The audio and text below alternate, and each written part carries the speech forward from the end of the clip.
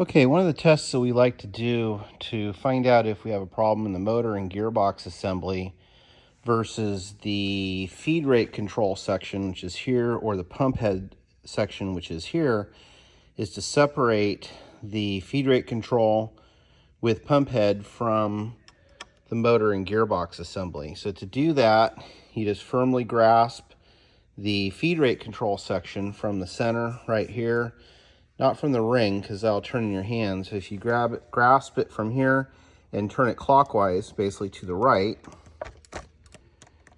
it'll come about a quarter a turn, and then you'll just wiggle it, and it'll come free.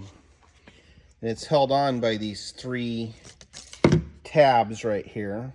1, 2, 3.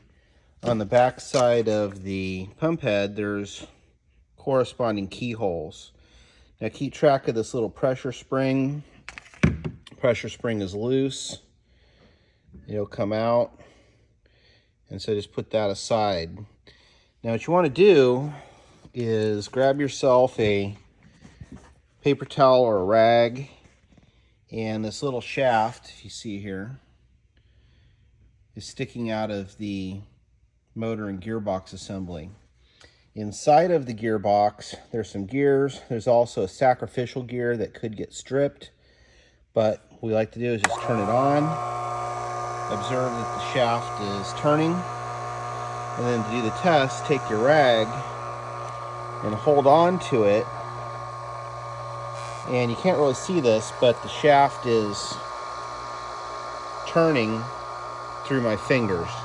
It's nice and strong. It's not slipping. It sounds correct.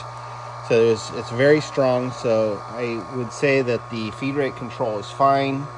There's nothing wrong in the motor and the gearbox assembly if this shaft is turning and it's nice and strong and twists, through your fingers. Now, if it had a ratcheting sound or a grinding sound, or you could stop the shaft from turning, then you have a problem in the feed rate control, and this will have to be rebuilt. Most likely you'll have to change out the phenolic gear, which we have another video on. It's kind of a complicated procedure, so unless we absolutely have to do it, we'll consider that that's not the issue right now.